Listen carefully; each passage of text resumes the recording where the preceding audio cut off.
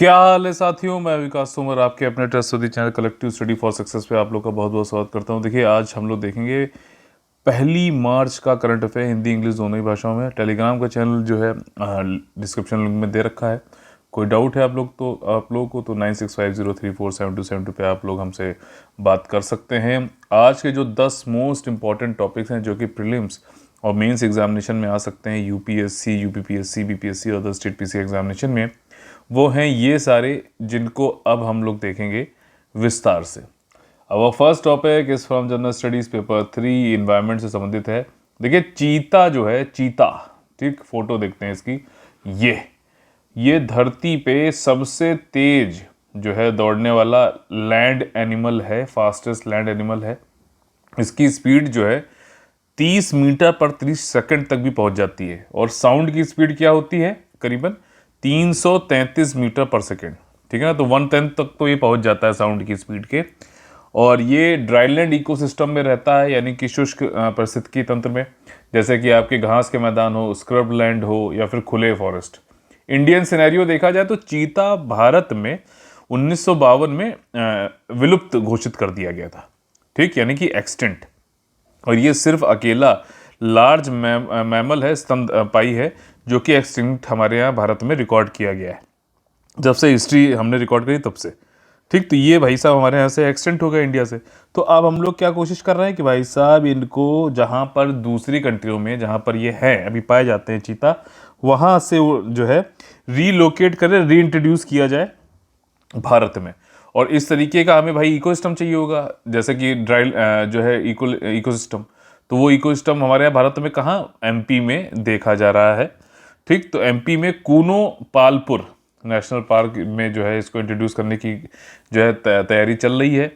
तो अभी चीता कहाँ पर? नमीबिया और या फिर साउथ अफ्रीका में बात चल रही है कि वहाँ से कुछ जो है चीता लेके आए जाएं। 35 चीते लाने हैं, ठीक, चीता और चित्ती दोनों, 35 कुल मिलाकर। और अभी जो है 10-12 यंग चीता लाए जाएंगे नमीबिया या फिर साउथ अफ्रीका से भारत में, आपके मध्य प्रदेश या फिर सेंट्रल इंडिया में, जहाँ पर इस तरीके का इकोसिस्टम है जो कि इसके लिए जो है अनुकूल है चीता के लिए। ठीक, तो यहाँ पर अभी मध्य प्रदेश के वाइल्ड लाइफ के ऑफिशियल, इंडियन फॉरेस्ट डिपार्टमेंट के वाइल्ड लाइफ ऑफिशियल, ये सब गए थे और फिर नमीबिया बातचीत हुई। अभी समझौता ज्ञापन हालांकि साइन नहीं हुआ है, बट जो है ये जरूर हो जाएगा जल्दी ही। ठीक, तो चीता फिर से हमारे यहाँ जो है रहेगा, भारत में फिर से एक बार रीइंट्रोड्यूस किया जा रहा है। बढ़िया है, बायोडाइवर्सिटी को बढ़ावा दिया जा रहा है। ठीक, हमारे जो पर्यावरण के मिनिस्टर हैं उन्होंने एक एक्शन प्लान भी लॉन्च किया था जब NTCA, national tiger conservation authority, ठीक है ना, ये आपकी वाइल्ड लाइफ प्रोटेक्शन एक्ट के अंतर्गत बनती है, स्टैट्यूटरी बॉडी है। तो इसकी 19वीं मीटिंग थी, तब एक एक्शन प्लान भी उन्होंने बनाया था, लॉन्च किया था। और उसमें उन्होंने बोला था कि चीता वापस भारत में आएगा।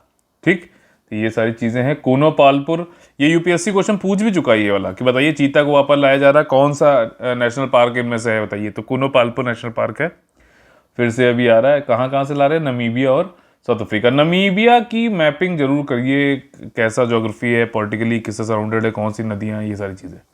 ठीक, अब ये चूंकि बहुत ज़्यादा न्यूज़ में है और आयोग आजकल जो है साइंटिफिक नेम भी पूछ लेता है, कुछ ऐसी जो है प्लांट की स्पेसी, एनिमल की स्पेसी जो बहुत ज़्यादा न्यूज़ में होती है। तो चीता की जो साइंटिफिक नेम है, वैज्ञानिक नाम है, वो क्या है? एसोनिक्स जुबैटस, एसोनिक्स जुबैटस, याद रखना। ठीक, अब next topic is from general studies paper 1, geography संबंधित है, भाखड़ा ब्यास मैनेजमेंट बोर्ड। देखो, ये है डैम, ठीक, इसमें भाखड़ा और ब्यास नदी पर जो है ये डैम बनाया गया था। किसके लिए भाई साहब? कि बिजली बनाएंगे, पावर और इरिगेशन। ठीक, किसको दिया जाएगा? पंजाब को, हरियाणा को, और कुछ थोड़ा बहुत जो है आपका राजस्थान और हिमाचल को भी दिया जाता है। ठीक, और जो कि हमारी एक आप लोगों ने पढ़ा होगा कि इंडस की जो संधि है, एग्रीमेंट है पाकिस्तान के साथ में, उसमें इंडस, झेलम, चिनाब, रवि, ब्यास, सतलज। तो रवि, ब्यास, सतलज जो ये है पूर्वी रिवर जो है, ये भारत के पास है कि ये अपना यूज़ कर सकते हैं बिजली बनाने के लिए या फिर सिंचाई के लिए। ठीक, तो अब ये सारे जो है बिजली बनाई गई है ब्यास नदी पर, भाखड़ा ब्यास डैम बनाया गया जैसे अभी आपने देखा। तो उसके कुछ रूल बनाए जाएंगे भाई साहब, कि ऐसा तो है नहीं डैम बना दिया खुला छोड़ दिया तो उसको देखने वाला कोई होगा। तो मैनेजमेंट बोर्ड एक बनाया गया। ठीक, फिर उसका एक एग्रीमेंट बना, रूल बने, जिसमें कि ये हुआ कि भाई साहब किसको कितना मिलना चाहिए। ठीक, पंजाब को, हरियाणा को कितना कितना पानी दिया जाएगा, या फिर बिजली किसको दी जाएगी और सिंचाई किसको दी जाएगी। ये सारी चीज़ें रूल कुछ बनाओगे ना आप, मैं आपकी मतलब एक बिल्डअप कर रहा हूँ कि आप कैसे पढ़ो। तो ये जब चीज़ आपके दिमाग में आएगी कि हाँ भाई कैसे कार्य हो रहा है, तो आपको समझ में आएगा कि सबसे पहले इंडस वाटर टीटी 1960 वाली होगी, जिसमें कि रवि ब्यास सतलज भारत के पास है और इरिगेशन और उसके लिए यूज़ कर सकता है भारत। उसमें से ब्यास पे जो है इन्होंने भाखड़ा ब्यास मैंने एक जो है डैम बनाया, जिसमें कि रूल बनाया गया, जिसके लिए आपका Bhakra Beas management board rules 1974 एक मैनेजमेंट बोर्ड हुआ। उस मैनेजमेंट बोर्ड में ये कहा गया था कि भाई साहब जो पंजाब है, ठीक, उसको पावर के लिए जो है इस डैम से जो बनेगी पावर उसको मिलेगी, और हरियाणा को जो है इरिगेशन के लिए जो मिलेगा, ठीक, पानी मिलेगा। तो अब यहाँ पर लेकिन क्यों न्यूज़ में आया, क्योंकि इस जो रूल्स थे आपके 74 वाले, उसमें कुछ संशोधन कर दिया गया 22 में, और सेंट्रल गवर्नमेंट ने ये कह दिया है कि जो नया क्राइटेरिया है जिससे कि हम इस मैनेजमेंट बोर्ड में मेंबर सेलेक्ट करते हैं, ठीक, उसको जो है कोई ज़रूरी नहीं है कि वो वैसे ही परमानेंट मेंबर हो, या फिर जो है पंजाब को सिर्फ पावर के लिए मेंबर जो है रखा जाएगा, ठीक है ना, या फिर मेंबर इरिगेशन जो है आपका हरियाणा में होगा। ठीक, इस मैनेजमेंट बोर्ड में पावर के लिए कोई बात कर रहा होगा तो उसके लिए पंजाब की तरफ से मेंबर आएगा, ये चीज़ है। इरिगेशन के लिए जो है कोई एक मेंबर रखना है तो मेंबर हरियाणा से आएगा। ये रिक्वायरमेंट अभी खत्म कर दी थी केंद्र गवर्नमेंट ने, तो इसका जो है काफ़ी क्रिटिसिज्म हो रहा था। ठीक, अब इसमें यह भी है कि जो हरियाणा है उसको ज़्यादा दिक्कत होने वाली है। खैर, हरियाणा में सरकार तो केंद्र की सरकार, जो पॉलिटिकल पार्टी उसी की है, तो खैर जो भी है, तो जो हमें जो बाकी चीज़ें थी कि किस किस रूल के अंतर्गत आता है, ब्यास रिवर जो है आपका और सतलज पर Bhakra there Beas power project construct किया गया है, और इसमें जो भी खर्चा वर्चा होता है वो पार्टनर स्टेट जो होते हैं वो लोग अपना रेशियो में बांटते हैं। पंजाब रीऑर्गेनाइजेशन एक्ट जब बना था, जब पंजाब को स्टेट का दर्जा मिला तो 1966 में, तब ये बोला गया था कि जो ये भाखड़ा ब्यास मैनेजमेंट बोर्ड है, इसमें पंजाब हरियाणा को 58 और 42% का जो है शेयर काटा जाएगा। ठीक, और कुछ शेयर जो है राजस्थान और हिमाचल का भी है, थोड़ा बहुत है। तो ये चीज़ें प्राइमरीली पंजाब और हरियाणा जो है दो मेजर बेनिफिशियरी थे, इसमें पंजाब के पास में ज़्यादा शेयर था। ठीक, इसको जरूर देख लेना एक बार, भाखड़ा ब्यास मैनेजमेंट या फिर भाखड़ा ब्यास डैम कहाँ पर है, क्या है, मैपिंग जरूर देख लेना एक बार। ठीक, अगला जो टॉपिक है वो है जनरल स्टडीज पेपर 3 इकोनॉमी संबंधित को लोकेशन या फिर सह स्थान। अब यहाँ पर देखो सिस्टम वही है कि NSE जो नेशनल स्टॉक एक्सचेंज है, जहाँ पे शेयर मार्केट का एक एक्सचेंज है, मैंने आप लोग कल पढ़ाया भी था, मार्केट इंफ्रास्ट्रक्चर वाला एक टॉपिक पढ़ाया था ना, जिसमें कि एक्सचेंज होते हैं, स्टॉक एक्सचेंज होते हैं, दूसरे डिपॉजिटरीज होते हैं, और तीसरे क्या है, क्लियरिंग हाउस होते हैं। तो जो एक्सचेंज है उसमें से कई सारे एक्सचेंज में एक एक्सचेंज है नेशनल स्टॉक एक्सचेंज, उसमें काफ़ी धांधली हुई है, पीछे हम लोगों ने पढ़ाया भी था इसको, कि वहाँ की जो इससे पहले MD और CEO थी चित्रा रामकृष्णा जी, उन्होंने किसी एक व्यक्ति को जो है वो कर दिया, क्या कहते हैं, नियुक्त कर दिया, बहुत ज़्यादा सैलरी दे दी। उनसे पूछा गया क्यों कर रहे हो, तो उन्होंने बताया कि एक योगी हैं, हिमालयन योगी, उनके कहने पे किया जा रहा है। तो ये सब काफ़ी, अब इसमें पन्ने जब खोले जा रहे हैं तो और भी सारी चीज़ें इसमें आ रही हैं, करप्शन की और पता चल रही है। तो इसमें जो हम लोग का कॉम्पिटिटिव एग्जामिनेशन संबंधित जो एक यहाँ पर पढ़ने वाली चीज़ है वो है सह लोकेशन, स्थान या फिर को लोकेशन। इसमें सिस्टम समझना, थोड़ा सा साइंस एंड टेक्नोलॉजी संबंधित है ये। इसमें क्या है कि स्टॉक एक्सचेंज की बिल्डिंग में, ठीक, यहाँ पे मान लीजिए जो है एक कंप्यूटर रखा हुआ है, जिसमें कि लोग जो है दुनिया में इंडिया में बैठ के जो है शेयर को या तो बाय कर रहे हैं या फिर सेल कर रहे हैं, समझना मेरी बात। ठीक, शेयर बाय जो है आपका बाय और सेल चल रहा है। अब कई सारे ब्रोकर्स ने क्या कहा कि, और ये चीज़ सेबी ने अलाउड भी करी थी, सेबी जो कि securities and exchange board of India है, भारतीय प्रतिभूति और विनिमय बोर्ड जो है, उसने खुद अलाउड किया था 2008 में कि जो स्टॉक एक्सचेंज है वो अपनी बिल्डिंग में ही जो है मतलब लोकेशन, उसी लोकेशन पे ही अपने सर्वर, मान लीजिए कई सारी ब्रोकिंग जो है वो होती हैं, फर्म्स होती हैं, वो अपना वहाँ पे सर्वर लगा सकते हैं। तो मान लीजिए इस ब्रोकिंग, जैसे कई सारी ब्रोकिंग है, उनके नाम आपको पता होंगे, ABCD जो भी है, तो आपने मान लीजिए उनके यहाँ अकाउंट खोल रखा, तो आप ऐसे ही जो है 5-6 लोग और भी हैं, 10-12 लाख जो भी हैं, तो वो सर्वर जो है यहाँ पे इनके सर्वर पे करेगा, ये जो है इनके पास जाएगा, ये ब्रोकर है, ये स्टॉक एक्सचेंज है। ठीक, तो ये ब्रोकर जो है पहले दूसरी बिल्डिंग में था, फिर इनको कहा गया नहीं, इस लोकेशन के अंतर्गत आप हमारी बिल्डिंग में ही आ जाओ। तो उन्होंने यहाँ पे रख लिया। अब जो भी आपने बाय का ऑर्डर किया, बाय इसके पास गया, इसने यहाँ एक्सचेंज के पास सेट किया, एक्सचेंज ने इसको वापस दिया। इधर ये सेलर था, इससे बात हुई, यहाँ चली गई। तो एक यहाँ पे और यहाँ पे रहने का फ़ायदा ये था कि यहाँ से थोड़ा सा इनको, हालांकि इलेक्ट्रॉनिकली जो भी जाता है, लेन देन होती है, जो भी ट्रांजेक्शन होते हैं या फिर जो भी मैसेज सेंड होते हैं, बहुत तेज़ी से होते हैं, बिल्कुल रियल टाइम में। लेकिन यहाँ पर को लोकेशन की पे आने की वजह से जो है कई लोगों ने ऐसे एल्गोरिथम बना लिया, फिर ऐसे एल्गो ट्रेडिंग टाइप की करी कि इनको पहले ही पता चल जाता था, ठीक है ना, पहले ही पता चल जाता था कि मार्केट में मान लीजिए 100 रुपये में कोई शेयर था, उसकी खरीद फरोख्त होने जो रेट लगाए उसका रेट बढ़ रहा है, ठीक। तो मान लीजिए 101 रुपये हो गया, तो इनको बाकियों से मिली सेकेंड या फिर सेकेंड से पहले, मतलब बाकियों से पहले पता चल जाता था कि ऊपर बढ़ रहा है। मान लीजिए किसी ने जो है ये बेचा, तो उसको लग रहा है कि बेचा इसलिए क्योंकि उसको लग रहा है ये 99 होने वाला है। नहीं, किसी ने जो है खरीदा 101, लेकिन इनको ये पता था कि 101 हो रहा है, समझ रहे हो। तो ये एल्गो ट्रेडिंग इसको कहते हैं। तो ये इसका एक जो है दुष्प्रभाव था को लोकेशन रखने का। हालांकि सेबी ने खुद अलाउ किया था, कोई ये इलीगल नहीं है, बट इसमें कई लोगों ने, मैंने पढ़ा है इसको बहुत डिटेल में, केस स्टडीज़ की। तो एक चक्रव्यूह नाम से उन्होंने जो है एक बंदे ने जो है वो भी एक सॉफ्टवेयर बना लिया था, जिससे कि बाकी मार्केट में प्राइस बढ़ा कि घटा हो जाने से पहले उनको कुछ मिली माइक्रो सेकंड पहले ही पता चल जाता था। उस सॉफ्टवेयर के थ्रू ऑर्डर तुरंत लग जाता था कि भाई प्राइस बढ़ रहा तो पहले हम ले लेंगे। मान लीजिए मैंने 100 रुपये भी लिया, ठीक, आपने फिर डिमांड बढ़ी तो आपने भी ले लिया, ये 105 रुपये का हो गया, तो मुझे तो 5 रुपये फायदा हुआ ना। जिसने 105 पे लिया वो तो 0 पे, अब वो उसको 110 पे जाएगा तब तो उसको फायदा है, नहीं तो नहीं फायदा है। बात समझ में आई। तो ये सारी जो है एनएससी वाली बात, अभी जो योगी वाला एक केस चल रहा है, योगी मतलब ये हिमालयन योगी, ये वो वाले योगी नहीं, ठीक। तो उसमें खोल रहे हैं भाई साहब लोग, तो पता चल रहा है।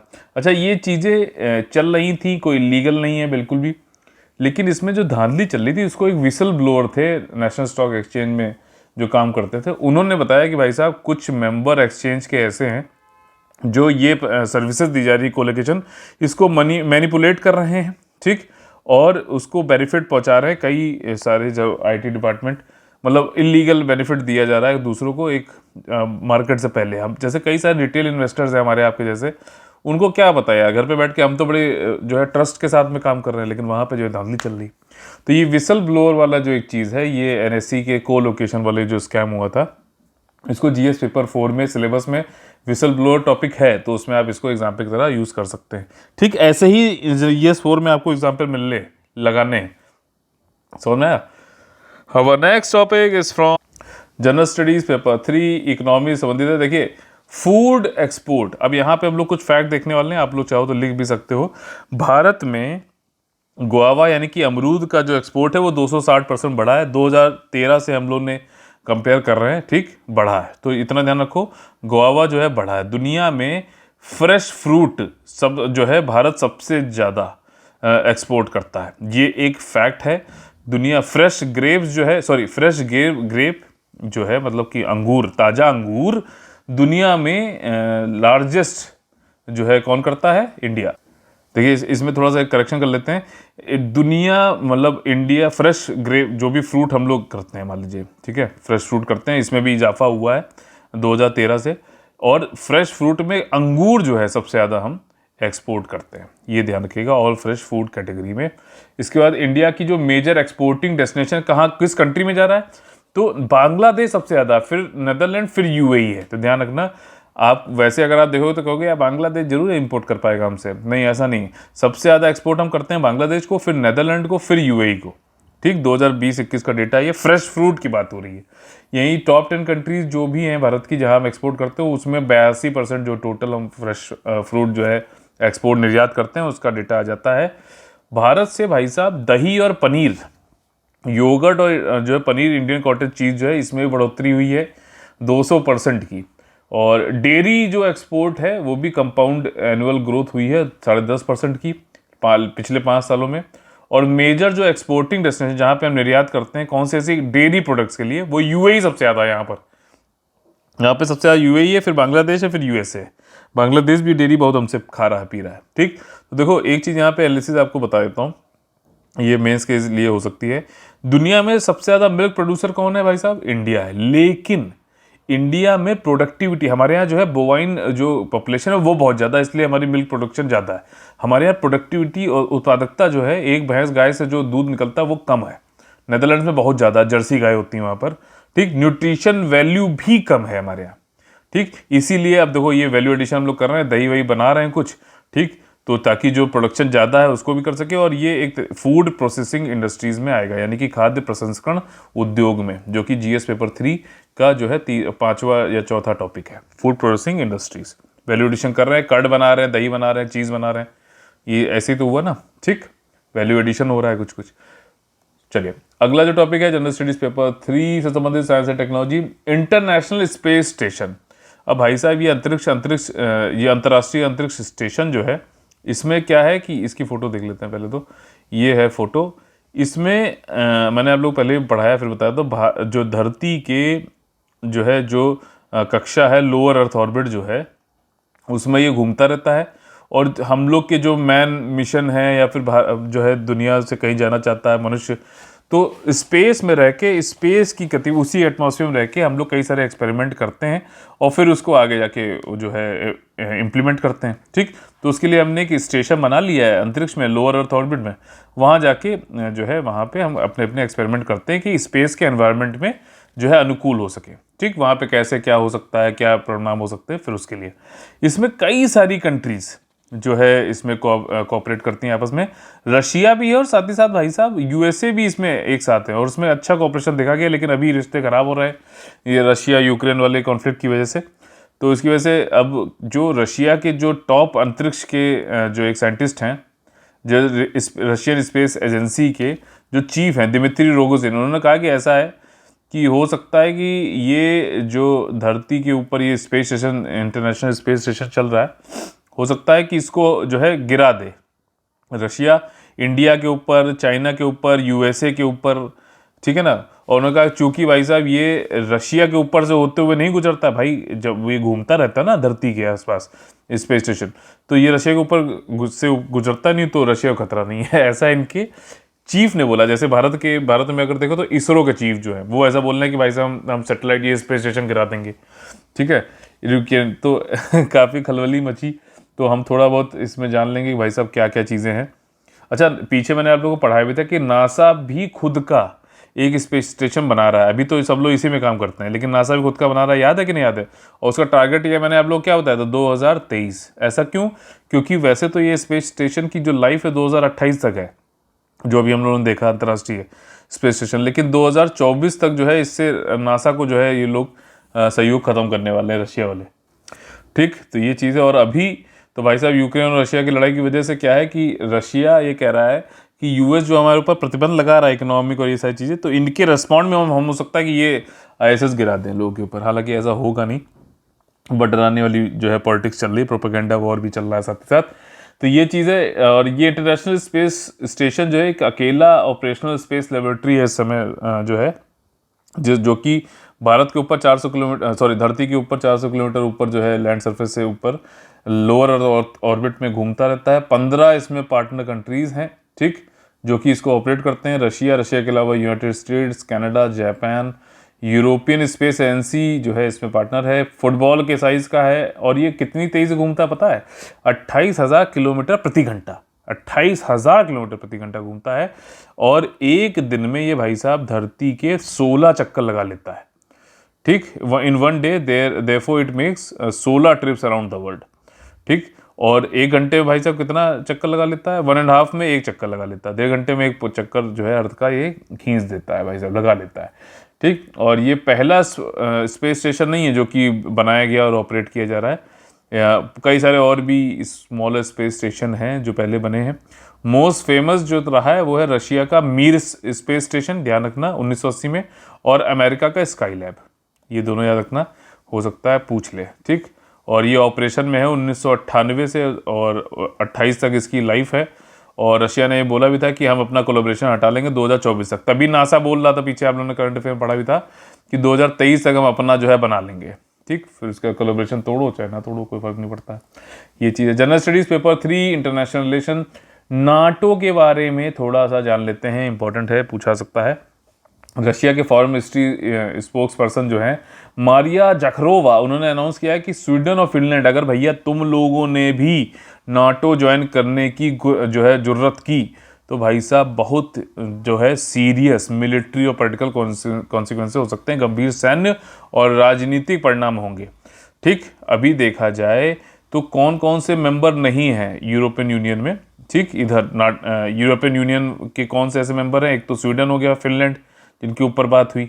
ठीक, और कौन कौन से नहीं है, ऑस्ट्रिया नहीं है, आयरलैंड नहीं है, Cyprus, Malta, Finland, Sweden are two European states that are not member of NATO yet. ठीक, तो साइप्रस नहीं, इनके नाम याद कर लो, यहीं पूछा जाएगा कि ये बताओ इनमें से कौन सा नहीं है। ठीक है ना, ये ज़्यादा आसान है क्वेश्चन पूछना। और वो तो ऑस्ट्रिया नहीं है, आयरलैंड नहीं है, साइप्रस नहीं, माल्टा, फिनलैंड, स्वीडन नहीं है अभी तक। अभी जब मैं वीडियो बना रहा हूँ तब जो है यूक्रेन ने वॉर के बीच में ही साइन कर दिया यूरोपियन यूनियन में जुड़ने के लिए। खैर वो अलग चीज़ है, जब आ जाएगा तो उसको भी कवर कर लेंगे। जब से वर्ल्ड वॉर 2 ख़त्म हुआ है तब से ये कंट्री हमेशा मिलिट्रीली न्यूट्रल रही हैं, फिनलैंड और स्वीडन। नाटो क्या है, नाटो का फुल फॉर्म है North Atlantic alliance, North Atlantic treaty organisation है। ये इंटर गवर्नमेंटल मिलिट्री अलायंस है, मिलिट्री अलायंस है, ध्यान रखना। 28 यूरोपियन कंट्रीज के बीच में और 2 नॉर्थ अमेरिकन कंट्रीज। कौन कौन सी भाई बताइए, यूएसए और दूसरे कौन सी है। वर्ल्ड वॉर 2 के बाद ऑर्गेनाइजेशन जो है इंप्लीमेंट करता है नॉर्थ अटलांटिक ट्रीटी, जो कि साइन हुई थी 4 अप्रैल 1949 को। ठीक, और इसमें जो है ये कॉन्स्टिट्यूट करता है सिस्टम ऑफ कलेक्टिव सिक्योरिटी। जैसे हम लोग कलेक्टिव स्टडी करते हैं ना, वैसे ये लोग कलेक्टिव सुरक्षा की बात करते हैं और सक्सेस के लिए। ठीक, तो whereby its independent members states agrees to mutual defence, मतलब एक इन मेंबर में से किसी एक ऊपर भी किसी नॉन नाटो मेंबर ने अगर अटैक कर दिया तो सारे नाटो मेंबर मिलके उसके ऊपर अटैक कर देंगे।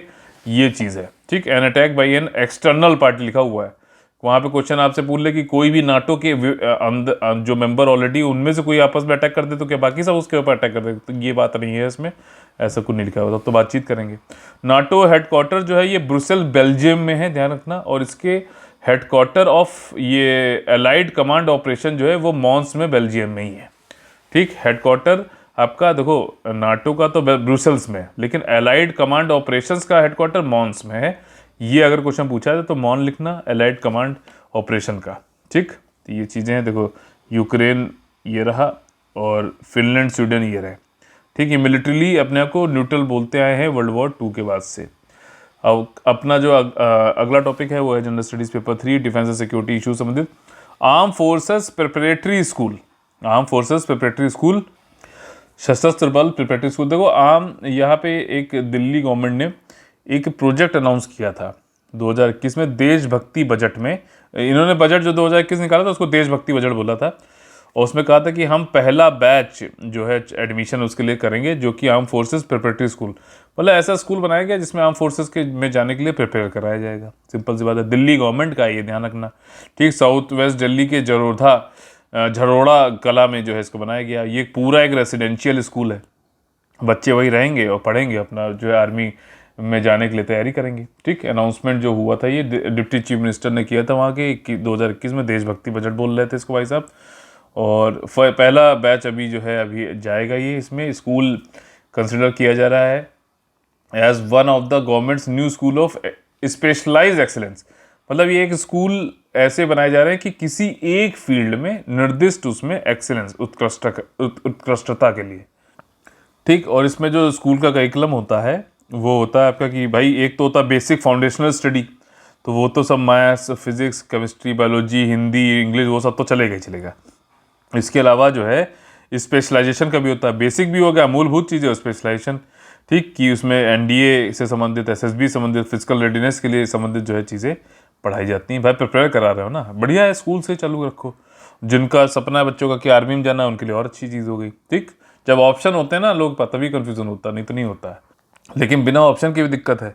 ऑप्शन अगर आपके सामने है तो आपको अपने हिसाब से सोचना चाहिए कि आपकी रिक्वायरमेंट क्या है, उस हिसाब से चूज करो। दूसरा क्या चूज कर रहा है उसकी रिक्वायरमेंट अलग है, उससे तो ना आपको जानना है। Next topic general studies paper 3 economic संबंधित है। संजीव सन्याल, देखिए 5 साल principal economic adviser ministry of finance में रहने के बाद अब संजीव सन्याल जी को अपॉइंट किया गया है full time member of economic advisory council to the prime minister, EAC-PM। ठीक, ये इनकमिंग मेंबर हैं और ये काफ़ी बड़े जो है आपके अर्थशास्त्री हैं, लेखक हैं, स्तंभकार हैं, कॉलमनिस्ट हैं और जो है ये नियरली 2 डेकेड से अपना फाइनेंशियल सेक्टर में अपनी जो है काबिलियत दिखला रहे हैं और फाइनेंस मिनिस्ट्री में भी रह चुके हैं, ग्लोबल स्ट्रेटजिस्ट, मतलब फाइनेंस मिनिस्ट्री में आने से पहले ग्लोबल स्ट्रेटजिस्ट और मैनेजिंग डायरेक्टर ये डॉश बैंक में रहे हैं 2015 तक। और इकोनॉमिक सर्वे जो अभी बना है 2021-22 का, इसका पूरा वीडियो हम लोग दे चुके हैं। इस वीडियो के लिंक में भी आपको इसका वो मिल जाएगा। ठीक, तो उसमें भी इन्होंने जो है काफ़ी अच्छी भूमिका निभाई है, संजीव सन्याल जी ने। और इन्होंने क्या है कि इकोनॉमिक सर्वे के पहले 2 वॉल्यूम आते थे, उसको 1 वॉल्यूम में कर दिया और साथ ही साथ एक सांख्यिकीय टेबल अलग से दी है। ठीक, वॉल्यूम फॉर स्टैटिस्टिकल टेबल। ठीक, और economic advisory council to the prime minister क्या होता है भाई साहब? पहली चीज़ तो ये है कि ये एक तो कोई संवैधानिक नहीं है। ठीक, जो economic advisory council to the PM है, ये जो है गैर तो नहीं बोलेंगे, गैर संवैधानिक बोल सकते हैं, नॉन परमानेंट भी है, गैर स्थायी है, कभी भी हटाई जा सकती है, इंडिपेंडेंट बॉडी है जिसका काम सिर्फ ये होता है कि प्राइम मिनिस्टर को अर्थशास्त्र से संबंधित एडवाइस दी जाए। आसान भाषा में इकोनॉमिक रिलेटेड जो है गवर्नमेंट जो प्राइम मिनिस्टर है उनको जो है किसी अर्थशास्त्री जो हो उससे जो है एडवाइस मिल जाए, बढ़िया सारी चीज़ों को देखते हुए वही उसी बढ़िया है। तो ये फुल टाइम मेंबर बने हैं, चेयरमैन नहीं बने, ध्यान रखना। चेयरमैन कौन है भाई साहब? वो है डॉक्टर विवेक उदयबरॉय। ये फुल टाइम मेंबर बने, इस चीज़ पे ध्यान देना। वहाँ पे देखो ये न्यूज़ में है, कई लोग इस चीज़ पे ध्यान नहीं देंगे कि ये चेयरमैन बने कि क्या। वहाँ पे क्वेश्चन पूछा जाएगा, लिखेगा चेयरमैन बने ने जो है संजीव सन्याल, फिर बाद में कहेंगे ओ बेटे तो गलत हो गया, ओ ये तो ध्यान ही नहीं दिया था, तो इसीलिए अभी ध्यान दिलवा रहा हूँ। ठीक, तो ये चीज़ है। General studies paper 3 defence and security issues से संबंधित जो हमारा अगला टॉपिक है, एडवांस्ड मीडियम कॉम्बैट एयरक्राफ्ट। जैसे आप लोगों ने नाम सुना होगा तेजस।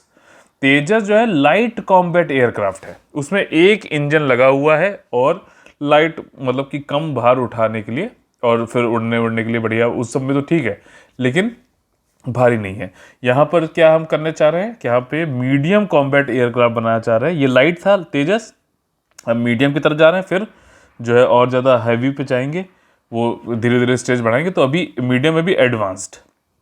तो इसके लिए भारत किसके साथ में सहयोग कर रहा है, मतलब सहयोग चाह रहा है? वो है फ्रांस। इंडिया और फ्रांस के बीच में एक डील क्लोज होने वाली है जिसके वजह से जो है नेक्स्ट कुछ महीनों में हम ज्वाइंट डेवलपमेंट करेंगे 125 KN इंजन का। 125 जो KN इंजन है उसको डेवलपमेंट कर सकेंगे, ज्वाइंट डेवलपमेंट, और जिसकी वजह से हम स्वदेशी फिफ्थ जनरेशन जैसे कि मोबाइल में होता ना 5G, वैसे ही ये फाइटर जेट में भी, इन सब में भी 1 जनरेशन, 2nd जनरेशन, ज़्यादा 5th जनरेशन होता है। तो 5th जनरेशन की तरफ हम स्वदेशी रूप से भी एडवांस मीडियम कॉम्बैट एयरक्राफ्ट बना सकेंगे, डेवलप कर सकेंगे। अच्छी बात है, बढ़िया है। ठीक, तो उसके लिए ये काम हम जो है फ्रांस के साथ में मिलकर कर रहे हैं। 125 KN इंजन जो है, इसका नाम याद रखना, पूछ सकता है। ठीक, और ये कोलैबोरेशन जो है defence research and development organisation DRDO और फ्रेंच इंजन मेकर साफरान के बीच में हो रहा है। जो एक्सटर्नल अफेयर मिनिस्टर है आपके जय शंकर जी, इन्होंने डिस्कस किया फ्रेंच की डिफेंस मिनिस्टर फ्लोरेंस पार्ली के साथ में, और पेरिस में अभी हुआ ये। और गवर्नमेंट ने इन्फॉर्म किया है पार्लियामेंट को दैट कि इंडिजिनस यानी कि हम जो स्वदेशी रूप से इंजन बना रहे हैं जिसकी वजह से लाइट कॉम्बैट एयरक्राफ्ट में हम उसको पावर दे पाते हैं, उसी को जो है हम और बढ़िया करके AMCA के साथ में एसोसिएशन में आगे भी इंटरनेशनल इंजन हाउस बनाएंगे। मतलब साफ आसान भाषा ये है कि साफरान के साथ में मिलके स्वदेशी ये जो है आपका इंजन, बढ़िया स्वदेशी इंजन बनाना चाहते हैं, जिसकी वजह से ये LCA और एडवांस्ड मीडियम कॉम्बैट एयरक्राफ्ट बना सकें। उसमें इंजन लगाएंगे उड़ाने के लिए। इनिशियल डिज़ाइन जो AMCA की थी वो 2009 चालू हुई थी। इसमें 2 इंजन लगते हैं स्टेल्थ एयरक्राफ्ट के लिए। स्टेल्थ मतलब छुपने में जो है कामयाब जो भी एयरक्राफ्ट होता है उसको स्टेल्थ बोलते हैं। ठीक, इसमें डॉपलर इफेक्ट और वो सब जो है ट्रेस नहीं कर पाता राडार वाडार। और इसमें फर्स्ट टाइम जो है ये डिज़ाइन कंप्लीट करी गई है। ठीक, स्टेल्थ और इंटरनल वेपन बे में मैन्युफैक्चरिंग और प्रोडक्शन जो है इस एयरक्राफ्ट का, ये स्पेशल पर्पस व्हीकल जो है उसके थ्रू होगा, जिसमें प्राइवेट इंडस्ट्री भी रहेंगी भारत में, बोला जा रहा है। देखिए इस तरीके का इसका पिक्चर है। अगला जो हमारा टॉपिक है, इंपॉर्टेंट टॉपिक है, वो है general studies paper 2 international relation Swift से संबंधित जो है अभी रशिया के ऊपर बैन लगाया गया कि भाई साहब तुम स्विफ्ट के जरिए फाइनेंशियल ट्रांजैक्शन, जो भी वित्तीय जो तुम लेन देन कर रहे हो वो स्विफ्ट के थ्रू नहीं कर पाओगे। तो ये स्विफ्ट क्या है? ये मारुति वाली स्विफ्ट गाड़ी नहीं है। ये स्विफ्ट का जो फुल फॉर्म है वो है सोसाइटी, पूरा ढंग से ये फुल फॉर्म पढ़ लेना क्योंकि स्टेट पीसी एग्जामिनेशन में पूछता है। Society for world wide inter bank financial telecommunication, यहाँ पे ट्रांजैक्शन लिख के देगा वो, लेकिन ये टेलीकम्युनिकेशन है, ठीक, ध्यान रखना। Society for world wide inter bank financial telecommunication, और ये एक तरीके का प्लेटफॉर्म होता है, फाइनेंशियल इंस्टीट्यूशन एक दूसरे के साथ में इंफॉर्मेशन एक्सचेंज करते हैं इसके थ्रू कि भाई साहब देखो यहाँ से तुमको पैसा भेजना है ए से बी की तरफ, ठीक, ये इंटरनेशनल अलग अलग कंट्रियों में है। तो ए ने जो है पहले यहाँ से जो पैसा भेज रहा है उसने देखा, यहाँ के बैंक से बात करी, उन्होंने कहा कि देखो ऐसा है कि ये कुछ इस टाइप का स्विफ्ट के जरिए उन्होंने भेजा, ठीक, ये सिक्योर्ड है ताकि बीच में जो हैकर बैठे हुए हैं दांत फैला के वो लोग इसको जो है चुरा ना लें, बीच में कोई देख ना लें कि अच्छा पैसा जाने वाला है।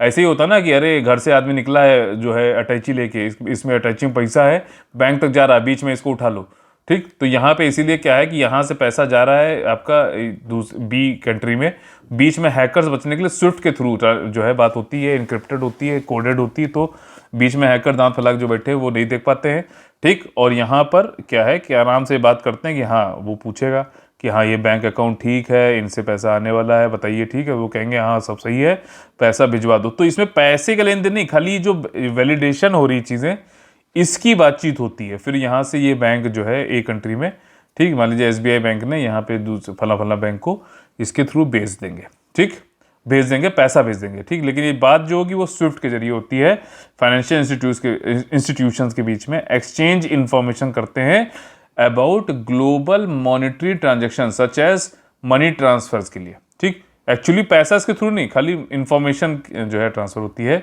Swift does not actually move money, यही चीज लिखी हुई है, इसमें वास्तव में पैसा नहीं ले आता है, खाली एक ऑपरेट करता है एक बिचौलियों तरीके जो कि सत्यापन करता है, वेरीफाई करता है ऑपरेशन जो इंफॉर्मेशन और ट्रांजेक्शन की, ठीक, by providing secure financial messaging service, एक तरीके की सिक्योर फाइनेंशियल मैसेज। जैसे अभी हम लोगों ने पीछे पढ़ा था ना टॉपिक कि क्वांटम डिस्ट्रीब्यूशन की जो है बना रहा है ministry of defence IIT Delhi के साथ में मिलके 100 किलोमीटर तक जो है मैसेज जा सकेंगे, जो है कोडेड रहेंगे, इनक्रिप्टेड रहेंगे। तो वैसे ही ये जो है फाइनेंशियल ट्रांजेक्शन में बातचीत करना, हाँ भाई अकाउंट वेरीफाई है, ये भेज रहे हैं, इनसे हम भिजवा दें, ये है। और बीच में जो दांत चौड़ाक बैठा हुआ है हैकर वो चुरा ना सके, इसके लिए बात समझ में आ गई ना यार। देखो घर से ऐसे आदमी अटैची में पैसा लेके निकलता है झोले में, और बैंक तक जाना है, लोग ने तड़ लिया, भाई साहब देख लिया, अच्छा ये जो है थैले में पैसा है, उसको उठा लिया, ठीक, या उसके मारे 2 लात और फिर जो है बैग लेके भाग गए।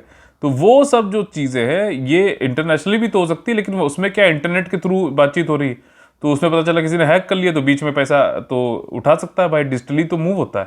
तो ये चीज़ें हैं। 11,000 बैंक और 200 कंट्रियों में ये स्विफ्ट चलता है, जिसके ऊपर अब बैन लगा दिया है कि रशिया अब स्विफ्ट का उपयोग नहीं कर पाएगा। और ये यूरोपियन यूनियन, US, UK इन सब ने मिलकर रशिया बैंक को जो है ख़त्म किया है कि भाई तुम स्विफ्ट अब यूज़ नहीं कर पाओगे, ठीक। तो ये चीज़ें मतलब थोड़ी हर्ट तो कर ही रही हैं।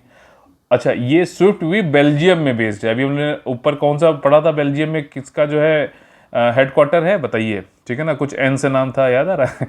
खैर, it is overseen by the central bank from 11 industrial countries जो है वो इनकी देखरेख करता है। बेल्जियम में बेस्ड है, ध्यान रखना। Canada, France, Germany, Italy, Japan, Netherland, Sweden, Switzerland और यूनाइटेड किंगडम, यूनाइटेड स्टेट्स और बेल्जियम के साथ साथ ये मूव जो है इससे क्या होगा कि रशियन बैंक जो है स्विफ्ट के थ्रू बातचीत नहीं कर पाएंगे कि पैसा आ रहा है कि नहीं आ रहा, बताओ क्या होगा। तो ये इसको कंट्री को हिट कर सकता है। हालांकि देख रहे हो यहाँ पर while work around to SWIFT have been tried none have proven to be effective. SWIFT का अल्टरनेटिव विकल्प ढूंढने की कोशिश करी गई है, लेकिन अभी तक जो है इफेक्टिव नहीं है। लेकिन फिर भी अब इतने प्रतिबंध लग रहे हैं, रशिया को दबाया जा रहा है, तो इतना भी नहीं किसी को दबाओ कि वो फिर जो है उसके लिए कुछ खोने को हो ही ना। तो वही बात हो रही, रशिया ने पिछले 7 सालों में कोशिश ये की है कि स्विफ्ट का भी एक विकल्प ढूंढ लिया जाए, बनाया भी उसने। नाम क्या है, SP system for transfer of financial messages, STFM करके जो है, system for transfer of financial messages. ये एक स्विफ्ट का विकल्प जो है रशिया बना रहा है, ठीक, N equivalent of the Swift financial transfer system develop by the central bank of Russia. ठीक, तो हो सकता है कामयाब हो जाएगा, तो भाई साहब ये इसके थ्रू जो है ले सकेगा। तो इसी के साथ में आज का सेशन हम लोग खत्म होता है। अगर आप लोग को पसंद आया तो जरूर लाइक का बटन तोड़िए और ज़्यादा से ज़्यादा लोग को जो है जोड़िए हमारे साथ, ताकि जो है हम इसी तरीके से मोटिवेट होकर आप लोग के लिए अच्छे से अच्छा कंटेंट लाते रहें। तो चलिए कल फिर से मुलाकात होगी, तब तक के लिए आप लोग से लेते हैं अलविदा।